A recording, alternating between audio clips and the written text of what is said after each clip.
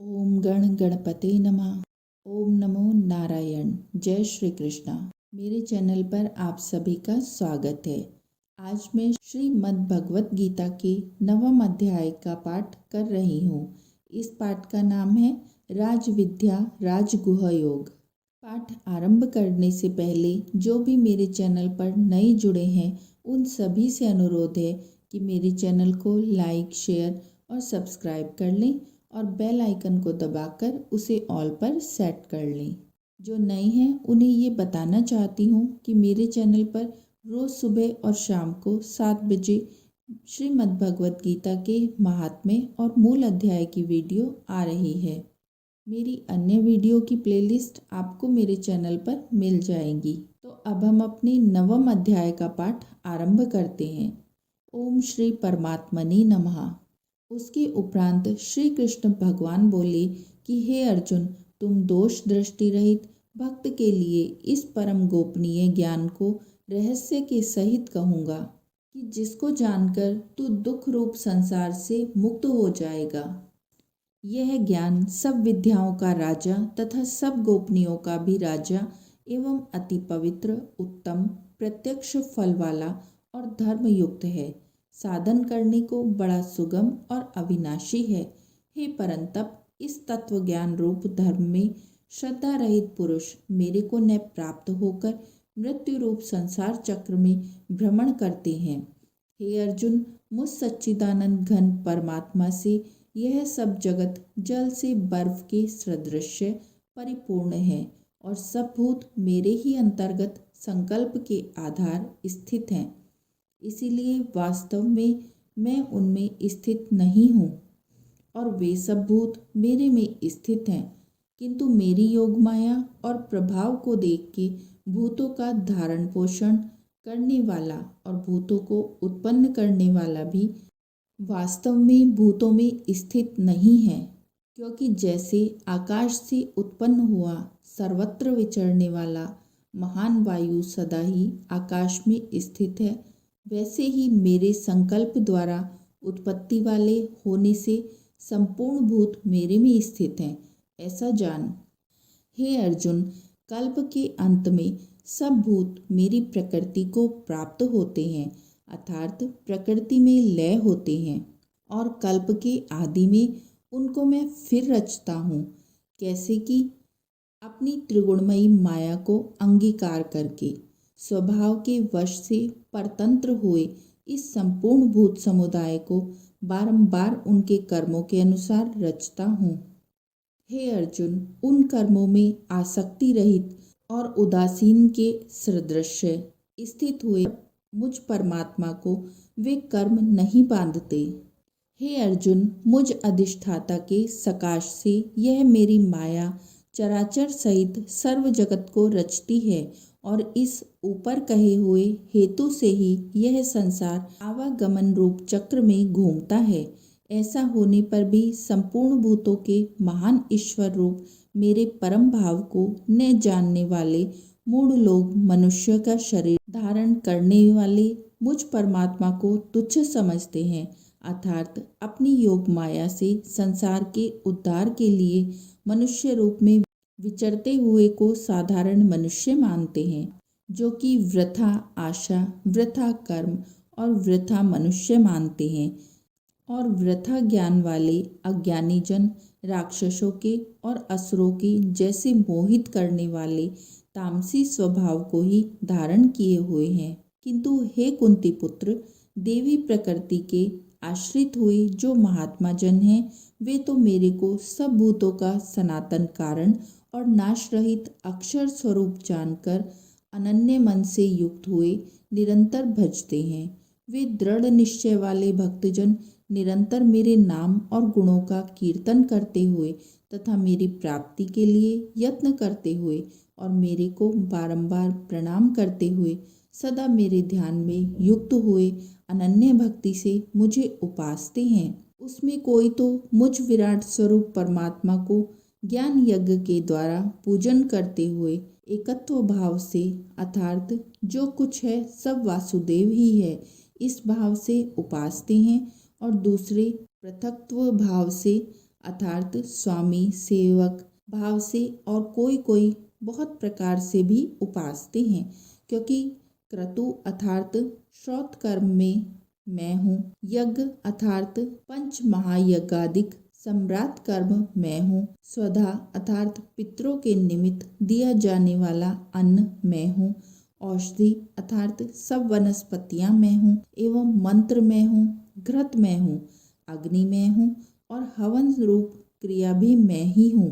हे अर्जुन, मैं ही इस संपूर्ण जगत का दाता अर्थात धारण पोषण करने वाला एवं कर्मों के फल को देने वाला तथा पिता माता और पितामह हूँ और जानने योग्य पवित्र ओमकार तथा ऋग्वेद सामवेद और यजुर्वेद भी मैं ही हूँ। हे अर्जुन, प्राप्त होने योग्य तथा भरण पोषण करने वाला, सबका स्वामी, शुभाशुभ का देखने वाला, सबका वास स्थान और शयन लेने योग्य तथा प्रति उपकार न चाहकर हित करने वाला और उत्पत्ति प्रलय रूप तथा सबका आधार निधार और अविनाशी कारण भी मैं ही हूँ। मैं ही सूर्य रूप हुआ तपता हूँ तथा वर्षा को आकर्षण करता हूँ और वर्षाता हूँ।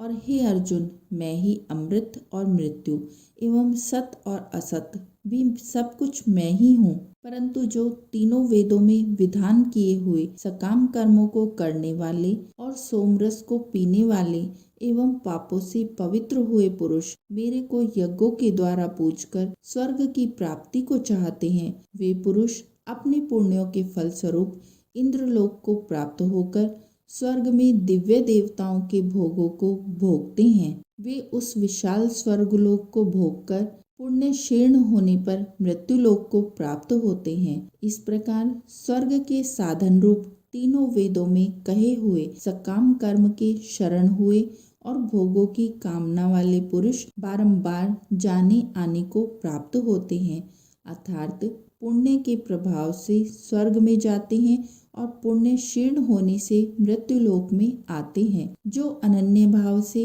मेरे में स्थित हुए भक्तजन मुझ परमेश्वर को निरंतर चिंतन करते हुए निष्काम भाव से भजते हैं, उन नित्य एकी भाव से मेरे में स्थित वाले पुरुषों का योगक्षेम स्वयं प्राप्त कर देता हूँ। हे अर्जुन, यद्यपि श्रद्धा से युक्त हुए जो सकामी भक्त दूसरे देवताओं को पूजते हैं, वे भी मेरे को ही पूजते हैं, किंतु उनका वह पूजना अविधि पूर्वक है अर्थात अज्ञान पूर्वक है, क्योंकि संपूर्ण यज्ञों का भोक्ता और स्वामी भी मैं ही हूँ।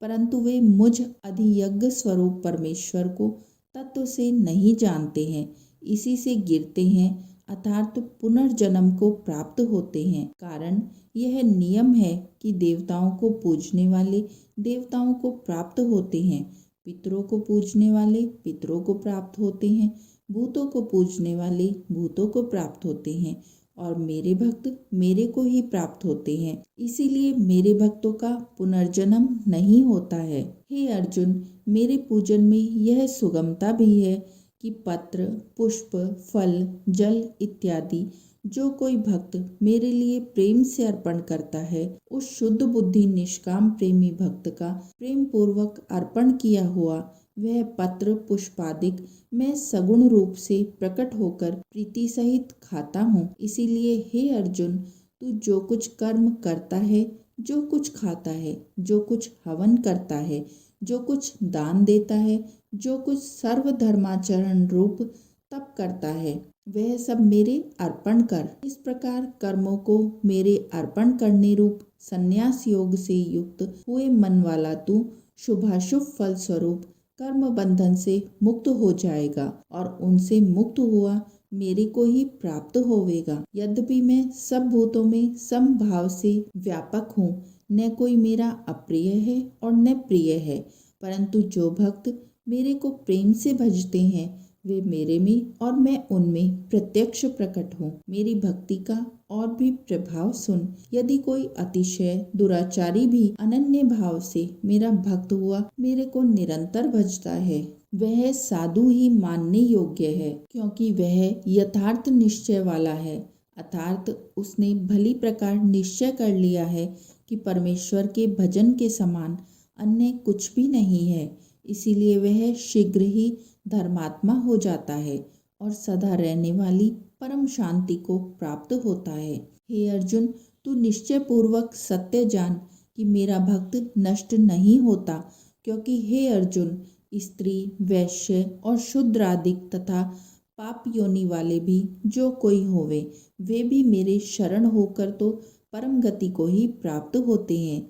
फिर क्या कहना है कि पुण्यशील ब्राह्मण जन तथा राजश्री भक्तजन परम गति को प्राप्त होते हैं। इसीलिए तू सुख रहित और क्षण भंगुर इस मनुष्य शरीर को प्राप्त होकर निरंतर मेरा ही भजन कर। अर्थात मनुष्य शरीर बड़ा दुर्लभ है, परंतु है नाशवान और सुख रहित। इसीलिए काल का भरोसा न करके तथा अज्ञान से सुख रूप भासने वाले विषय भोगों में न फंसकर निरंतर मेरा ही भजन कर। केवल मुझ सच्चिदानंद घन वासुदेव परमात्मा में ही अनन्य प्रेम से नित्य निरंतर अचल मन वाला हो और मुझ परमेश्वर को ही श्रद्धा प्रेम सहित निष्काम भाव से नाम, गुण और प्रभाव के श्रवण, कीर्तन, मनन और पठन पाठन द्वारा निरंतर भजने वाला हो तथा मुझ शंख, चक्र, गदा, पद्म और किरीट, कुंडल आदि भूषणों से युक्त पीतांबर, वनमाला और कौस्तुभ्य मणिधारी विष्णु का मन, वाणी और शरीर के द्वारा सर्वस्व अर्पण करके अतिशय श्रद्धा, भक्ति और प्रेम से विहलता पूर्वक पूजन करने वाला हो और मुझ सर्वशक्तिमान विभूति बल, ऐश्वर्य, माधुर्य, गंभीरता, उदारता, वात्सल्य और सुहृदयता आदि गुणों से संपन्न सबके आश्रय रूप वासुदेव को विनय भाव पूर्वक भक्ति सहित साष्टांग दंडवत प्रणाम कर। इस प्रकार मेरे शरण हुआ तू आत्मा को मेरे में एक ही भाव करके मेरे को ही प्राप्त होवेगा। इति श्री मद् भगवत गीता रूपी उपनिषद एवं ब्रह्म विद्या तथा योग शास्त्र विषयक श्री कृष्ण और अर्जुन के संवाद में राजविद्या राजगुह योग नामक 9वां अध्याय। तो आशा है आपको ये पाठ पसंद आया होगा। तो बोलिए ओम नमो नारायण। जय श्री कृष्ण।